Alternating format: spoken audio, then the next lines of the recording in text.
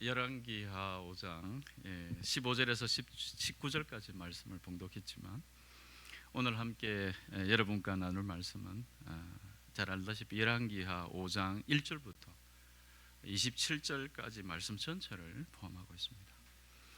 무엇보다도 열왕기하 5장은 일어나고 있는 사건들이 등장하는 인물들이 보여주는 일련의 목적했던 것들을 통해 그 사건의 의미를 알 수 있도록 하고 있습니다. 저는 오늘 말씀을 통해서 특별히 이 사건을, 이 인물을 통해서 일련의 목적들을 우리들에게 보여주고 계신다라고 이제 확신하게 되었는데, 바로 이 일련의 사건을 이루어가는 인물로서 등장하는 나아만, 엘리사, 그 다음에 엘리사의 시종인 게하시를 통해서 오늘 본문을 통해 주신 말씀을 함께 살펴보고자 합니다. 그리고 주시는 은혜를 나누기를 바랍니다. 저는 먼저 나아만에 대해서 함께 살펴보았으면 좋겠습니다. 나아만은 장군이죠. 당시 남과 북으로 갈라져 있었던 북이스라엘을 괴롭히고 있었고 또 수시로 침략하고 전쟁을 일삼고 있었던 시리아라는 나라의 군사령관이었습니다.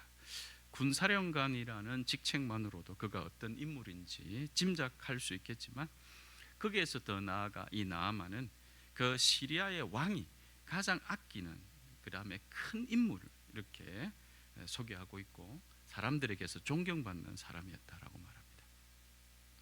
자, 그렇다면 나아만 장군이란 사람은 당시 시리아에서 지위와 영향력을 상당히 누리고 있었던 사람이다, 이렇게 상식적으로 생각할 수 있습니다.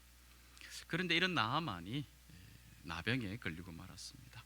여기서 이제 나병 이렇게 얘기하면 여러 가지 생각을 하진 않겠죠. 나병이 한 종류이다 이렇게 생각할 수는 있는데, 어쨌든 이 나아만의 나병은 율법적으로, 왜냐하면 엘리사에게도 나오고 이제 이스라엘 땅으로 가고 해서 접촉할 수 없는 그런 나병이라고는 보지 않습니다. 그래서 심각한 병이긴 하지만 접촉은 가능한 이러한 병으로 나병을 이해하셔야 말씀을 계속 이해할 수 있을 거라고 생각합니다.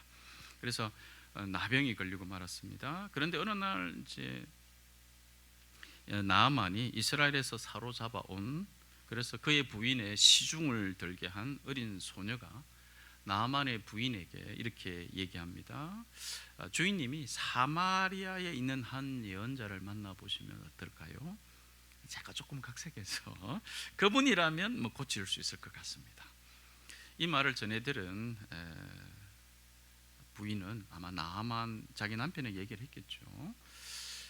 그리고 이제 나아만은 우리가 조금 이해하기가 조금 어렵긴 한데, 한 어린 아이의 한 얘기를 듣고 그 나아만 집안이 들썩 움직이고 거기서 이제 왕에게까지 나아가서 이런 얘기를 한다는 것이 선뜻 잘 이해가 되진 않긴 하지만, 어쨌든 당시에 어떤 일이 있었는지를 정확하게는 알 수는 없지만 이 어린 여종의 얘기를 듣고 나아만이 시리아 왕에게 가서 요청을 하는 것은 사실인 것 같습니다. 그만큼 뭔가 이 어린 여종과의 어떤 그 나아만 집안의 관계가 어땠는지 여러 가지 상상해 볼 수 있는 어떤 그런 내용도 없지 않아 있긴 하겠지만, 어린 여종이 보여주었던 어떤 신뢰할 만한 태도, 이런 상상도 할 수 있고, 그만큼 또 간절했다 나아만이, 이렇게 상상해 볼 수도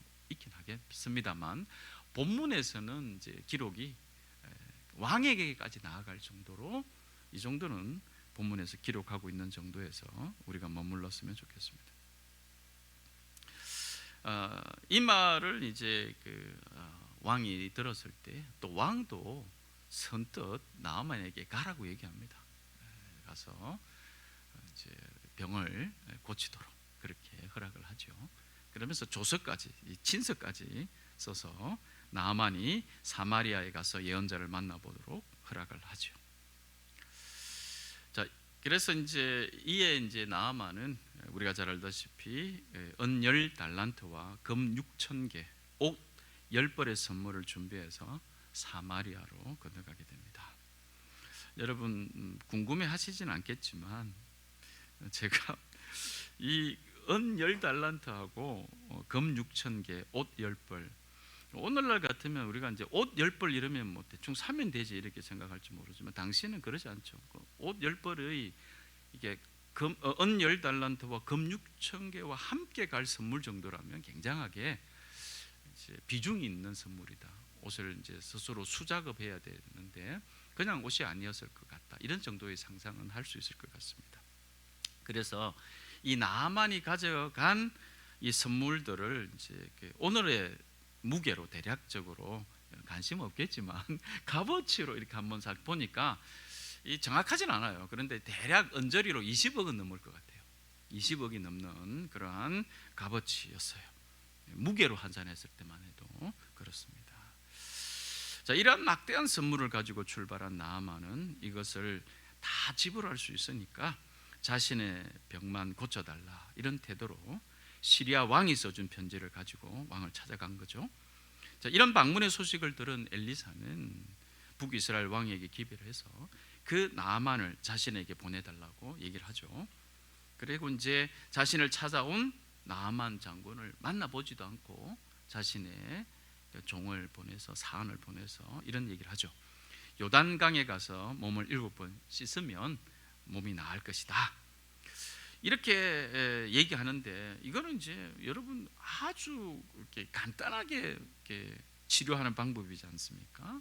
몸 7번 가서 씻으라 그러는데 뭐 이게 때를 뺏기라 그런 것도 아니고 들어갔다 나갔다 들어갔다 이렇게 하라는 것처럼 돌리거든요. 이렇게 뭐 쉽게 몸을 고치라고 얘기하는데 근데 이제 나아만은 대래 불같이 화를 내죠. 그 이유가 이제 자기가 왔는데 좀 나아서 얼굴이라도 좀 보여주든지 안 그러면 뭐 치료를 하는 행위들 예를 들어서 뭐 손을 흔든다든지 뭐를 이렇게 놓는다든지 뭐 이렇게 있지 않겠습니까? 예언자가 하는 뭐 이런 것들도 전혀 뭐 없이 요단강에 가서 7번 들었다 놨다 들었다 놨다 뭐 이렇게 하라. 이제 뭐 이런 부분들에 대해서 나아만은 분을 참지 못하고 돌아서죠. 그런데 이제 다행히 옆에 있던 부하들이 아마 조금 더 깨어 있었던 사람인 것 같습니다. 나아만에게 조언을 합니다. 장군님, 이보다 더한 일을 하라고 해도 우리가 해야 되지 않았겠습니까?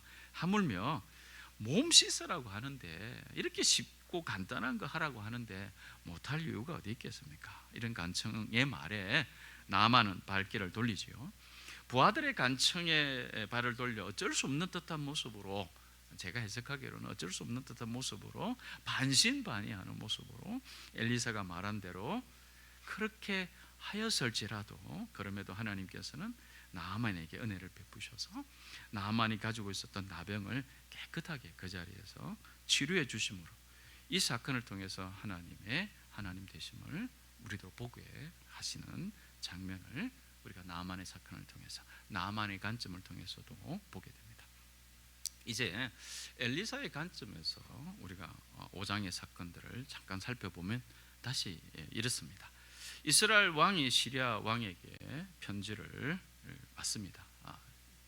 그러니까 당시 어떤 이런 정황들을 보면 시리아가 좀 위에 있었던 것 같아요. 시리아가 위에 있었고 북이스라엘이 조금 약국으로 약한 약소국으로 관계를 가지고 있지 않았는가라는 정황을 무리 없이 해보게 됩니다.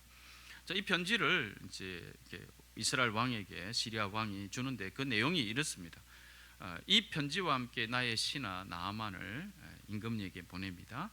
그의 병을 부디 고쳐주시기 바랍니다. 이런 편지 내용이었던 것 같다. 이렇게 성경은 기록하고 있습니다. 자, 이 편지를 읽은 이스라엘 왕은 그 자리에서 낙심하고 낙담하죠. 자기 옷을 찢으며 괴로워합니다. 이게 무슨 말도 안 되는 것이냐? 내가 어떻게 사람을 살리고 죽인단 말이냐? 나한테 나병을 고쳐달라고 하는 것은 말이 안 된다. 그래서 분명 이걸 빌미로 이스라엘을 공격하려고 하는 기회를 엿보는 것이다. 뭐 이렇게 이제 절망하죠. 이스라엘 왕은 이 사건을 이제 나만이 찾아온 사건을 이스라엘의 위기이자 위협으로 받아들였습니다. 당시 북이스라엘의 상황상 너무도 당연한 두려움이 있을 것이라 이렇게 생각해 봅니다. 자, 이렇게 왕이 괴로워하고 두려워하고 있다는 소식을 들은 엘리사는 왕에게 어찌하여 그렇게 괴로워하십니까? 저에게 그 사람을 보내십시오. 이스라엘에 예언자가 있음을 그에게 알려주겠습니다. 똑같은 상황인데 엘리사는 다르게 해석하고 다르게 바라보고 있는 거죠. 엘리사가 뭐라고 말합니까? 저에게 보내주십시오. 저에게 보내주십시오. 이스라엘에 예언자가 있음을 그에게 알려주겠습니다. 여러분, 이스라엘에 하나님을 믿는 사람, 하나님의 사람, 하나님의 역사하심, 하나님의 나라, 이런 부분들을 우리가 염두에 두면서 이스라엘의 예언자가 있음을 그에게 알려주겠다라고 하는 엘리사의 말을 우리가 좀 더 확대해서 생각해 볼 수 있는 그런 내용들을 엘리사가 말을 하죠. 엘리사는 이 일이 하나님이 하나님 되심을 그들에게 알게 해줄 하나님의 일이라는 확신이 있었던 것 같습니다. 그리고 나만 장군이 왔을 때 결코 그 사람 앞에서 비굴하거나 자신의 능력으로 무엇을 해보겠노라고도 나서지 않습니다. 늘 평소에 하던 대로 하나님께서 말씀하신 것을 전할 뿐이었습니다. 분을 내던 나아만이 엘리사의 말대로 나병이 치유되었을 때 나아만은 그제서야 이렇게 얘기하죠. 이제야 나는 온 세계에서 이스라엘 밖에는 하나님이 계시지 않다는 것을 알게 되었노라. 제가 볼 때 이 나아만은 신앙 고백을 하게 됐다, 이렇게 보여지는데요. 그냥 신앙 고백이라 이렇게 얘기하겠습니다. 이런 신앙 고백을 하고 그 다음에 어떻게 합니까? 엘리사에게 자기가 가져왔던 선물을 주려고 합니다. 아마 일부만 주려고 하지 않겠죠. 다 주려고 했겠죠. 일부 조금만 주려고 한 게 아니라 가져온 선물을 아마 다 주려고 했을 것입니다. 여러분, 엘리사가 볼 때 그 선물의 양이 어마어마했을 거 아닙니까? 눈앞에 이렇게 이걸 다 드리겠다, 이런 이제 상황이 벌어지고 있었던 거죠.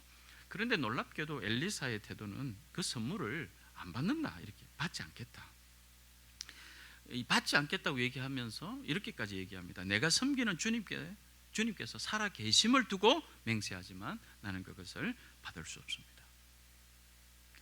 자, 엘리사는 왜 굳이 그 선물을 받지 않으려고 했을까?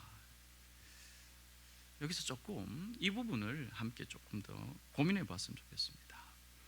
여러분, 나만이 병고침을 받은 것은 하나님의 은혜라고 해석합니다.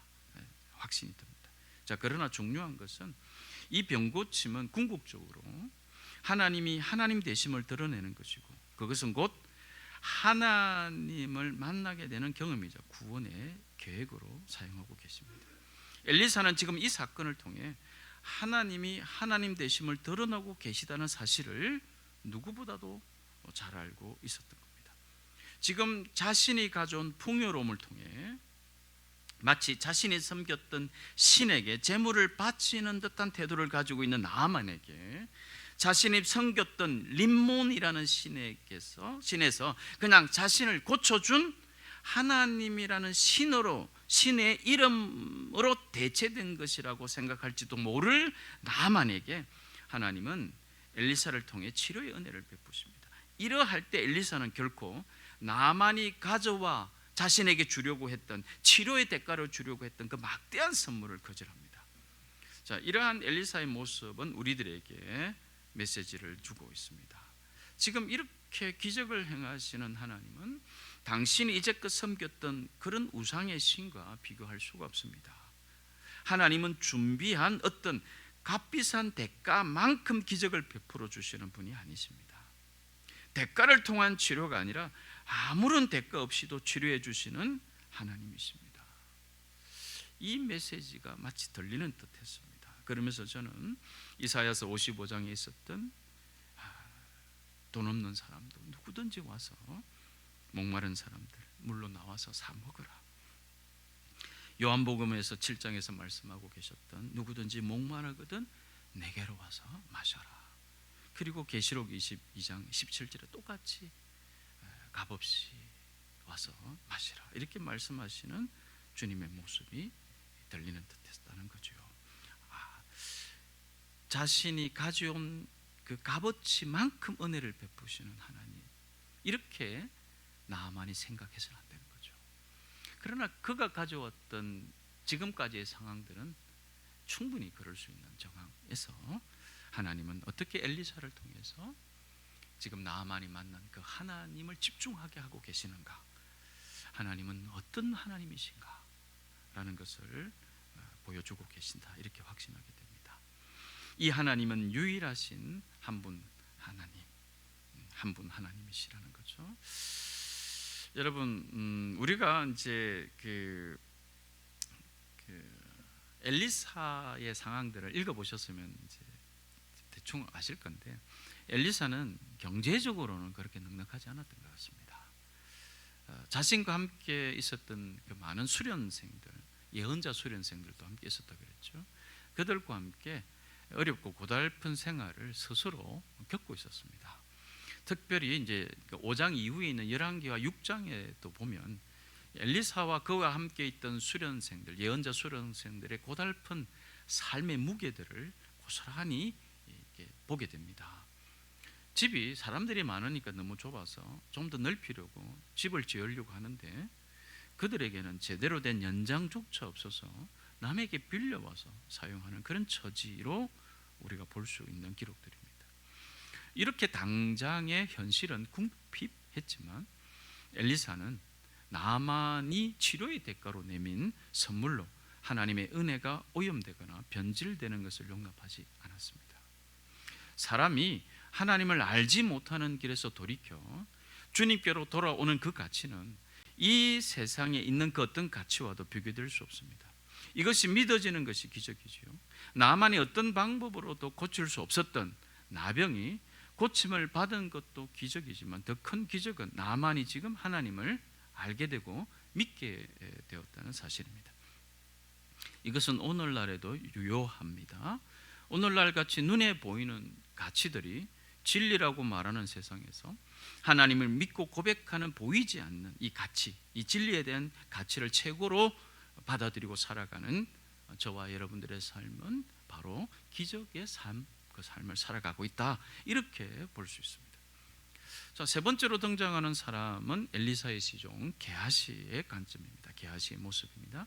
자, 게하시는 엘리사 옆에서 이 모든 과정들, 특별히 치료와 관련되어지고, 그리고 또 이 치료와 관련되어져서 나아만이 엘리사에게, 엘리사가 나아만에 하고 있는 이 모든 과정들을 지켜보았습니다.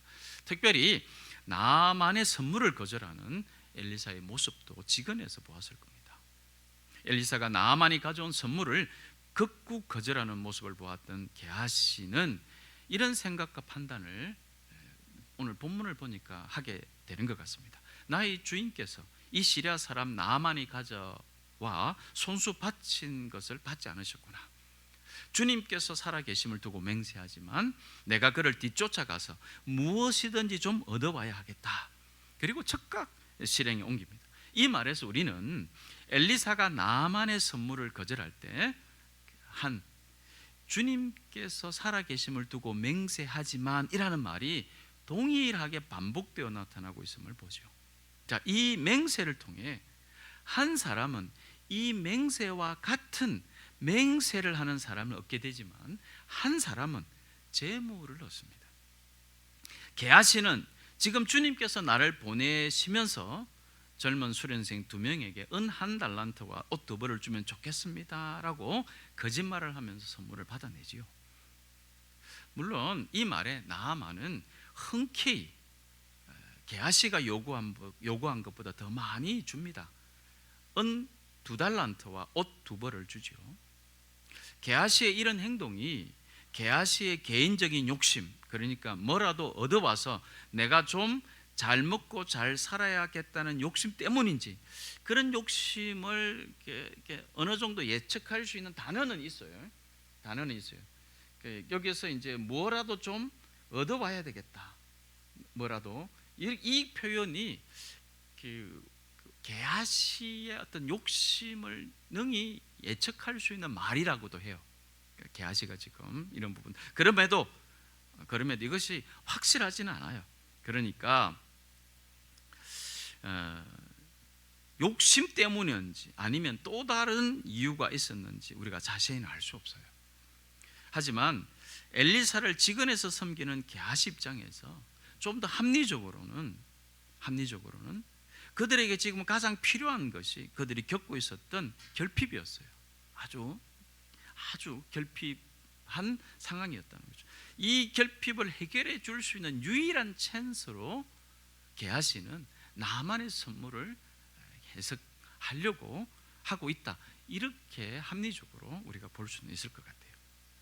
자, 게하시의 입장에서 이 합리적인 생각을 좀 정리해 보면 이렇게 얘기할 수 있겠죠. 엘리사가 나만 장군에게 먼저 선물을 요구한 것도 아니고 나만 장군이 선물을 주고 간다 해도 여러분 나만이 가난해질 것도 아니잖아요. 이미 올 때부터 가져온 선물을 굳이 안 받을 필요가 있을까? 받지 않겠다고 말했는데도 나만이 여러 번 간청하잖아요. 그러면 못 이기는 척하고 받는 것도 괜찮지 않을까? 여러분 그렇잖아요. 자꾸 이렇게 나만이 거짓으로 자꾸 이렇게 했겠어요. 얼마나 간절하고 진실함으로 엘리사에게 주려고 했겠어요. 그런데도 안 받으니까 좀 못 이기는 척하고 받아도 크게 이상한 것 같지는 않다. 이렇게 게하시가 볼 수도 있었지 않을까요? 자, 이미 나아만은 기적 같은 치료를 통해 하나님을 섬기겠노라고 고백을 하죠. 자, 이런 고백에 이 선물을 받는다고 나아만의 신앙 상태가 하나님을 섬기겠노라고 하는 이 신앙 고백이 게하시가 좀 받았다고 해서 이 고백이 바뀌겠나? 이렇게도 생각하지 않았을 것 같아요. 더욱이 현실적으로는 지금 우리의 형편이 넉넉한 것도 아니고 고생하고 있는 수련생들을 좀 더 넉넉하게 먹이고 좀 편한 곳에 있으면서 하나님의 일을 할 수 있도록 저걸 받아서 귀하게 쓰면 되지 않겠나? 이렇게 생각할 수 있는 정황, 이것을 한번 상상해 볼 수 있는 그런 내용들이 오늘 본문을 통해서 우리들에게 다가오고 있는 것 같아요. 이런 현실적인 명분을 생각하고 있었을지는 정확하게는 알 수 없지만 정황을 보니까 이런 생각들을 우리가 떠올려 볼 수는 충분히 있을 것 같아요. 어떤 이유든 어쨌든 게하시는 거짓말을 해서 선물의 일부를 받아왔고 그 거짓말을 덮기 위해 엘리사에게 우선은 아무데도 다녀오지 않았다 이렇게 말을 하죠. 그런데 이 모든 것을 엘리사는 알고 있었어요. 그래서 뭐라고 그럽니까? 게하시에게 지금이 은을 받고 옷을 받고 올리브 기름과 포도나무와 양과 소와 남녀종을 위할 때냐 이렇게 구지름을 해요. 그러면서 나만의 병이 게하시에게 옮겨갈 거다. 그리고 너의 자손들도 그렇게 될 거다. 이렇게 얘기를 하죠. 자, 지금까지 우리는 세 명의 인물을 통해 각각의 목적하는 바가 어떻게 나타나고 있는지를 살펴보았어요. 하지만 오늘 말씀이 결국 세 사람의 목적하는 바가 하나여야 한다는 사실을 알게 해요. 엘리사를 통한 기적은 하나님이 믿는 자들을 구원하시려고 사용하시는 방법 중에 하나일 뿐이지 전부는 아니에요. 하나님께서는 다양한 방식으로 여전히 믿는 저와 여러분들을 만나주시고 응답하시지요. 곧 하나님의 하나님 되심을 믿는 이들을 통하여 기꺼이 그리고 다양한 방식으로 드러내고 계신다는 거죠. 자, 지금 우리가 드리는 예배를 통해서 기록되어 우리들에게 남겨주신 살아계신 하나님의 말씀인 성경 말씀을 통해서 하나님을 여전히 만나고 교제하게 하시며 또 하나님의 하나님 되심의 역사를 우리로 보게 하시죠. 그래서 이 말씀을 믿고 기도하며 순종하며 살아가는 저와 여러분의 삶 가운데서도 여전히 하나님은 함께 하시는 분이심을 알게 하죠. 하나님의 하나님 되심을 깨닫게 하시고 다양한 방식으로 우리에게 일하심을 알게 하시는 거예요. 오늘 세 사람의 그 공간 안에서 일어난 사건을 통해서 그들의 목적하는 바 이런 이제 관련성을 가지고 우리들에게 말씀해 주시는 바 이렇게 우리가 얘기했었을 때죠. 지금이 이렇게 믿는 사람들의 모든 삶에서 살아가고 있는 이 모든 것에서 하나님은 하나님 되심을 드러내신다는 사실을 잊어서는 안 됩니다. 예수 그리스도를 믿는 믿음이 성경을 깨닫고 하나님의 말씀을 받아들이게 하였으며, 이러한 믿음의 삶은 그래서 거기에서 머물지 않고 때론 계절의 변화, 때론 저절로 때마다 꽃 피우고 열매 맺는 자연으로, 때로는 생각지 않았던 기회로, 때로는 사람을 통해, 때로는 나에게 찾아온 삶의 고통, 또 여러 가지 정황, 그렇게 다양한 방식으로 다양한 사람에게 저마다 때에 하나님은 하나님의 드러내심을 고백하게 하시는 은혜를 베풀고 계시다는 거죠. 자, 우리가 기억할 것은, 그래서 우리가 믿음이 있다는 것은, 하나님을 사랑한다는 것은, 그런 놀라운 기적, 엘리사가 행했던 당장 고통 중에 있는 일이 해결되는 기적이 일어나는 것으로만 하나님의 살아계심을 나타내신다고 말하지 않는다는 거예요. 때론 묵묵히 옆에서 기다려주고 기도해주고 여전히 함께 해줌으로 불평보다는 감사하는 삶의 태도를 통해서도 하나님은 여전히 하나님 되심을 우리 가운데 드러내고 계신다는 거죠. 여러분, 하지만 게하시처럼 현실의 문제 때문에 눈에 보이는 것에 우리의 욕심이 생기고 그 욕심으로 행해지는 모든 것들은 하나님의 일하심과 은혜를 혼란스럽게 하고, 어쩌면 형제 자매에게 교회 공동체 속에서 징검다리가 아닌 걸림돌을 두게 할 수도 있다라는 경고를 기억해야 해요. 말씀을 마무리합니다. 나의 이성적인 판단에 의하면 이것은 전혀 문제가 되지 않고 오히려 하나님의 일을 더 잘해 나갈 수 있는 방법이라는 명분과 근거가 있더라도, 더 편리하게, 더 합리적으로, 더 효율적으로 하나님의 일을 잘할 수 있는 일이 될 것 같다 하더라도, 그것이 예수 그리스도의 복음을 드러내는 일이 아니라면, 그래서 하나님의 영광을 향하는 일이 될 수 없다면 그것은 우리가 내려놓고 포기할 수 있어야 한다는 거죠. 엘리사처럼 하나님의 일을 오롯이 생각하며 믿음의 삶을 잘 살아가고 계시는 분도 있을 수 있습니다. 하지만 때론 자신을 이런 식으로 대접하는 게 맞나라고 분해하면서 자신의 문제를 해결하기 위해 마지못해 요단강에 들어갔던 나만 같은 모습도 있고요, 때론 내 앞에 놓인 현실적인 문제 앞에서 넘어졌던 게하시 같은 모습이 우리 안에 함께 공존하고 있을 수도 있어요.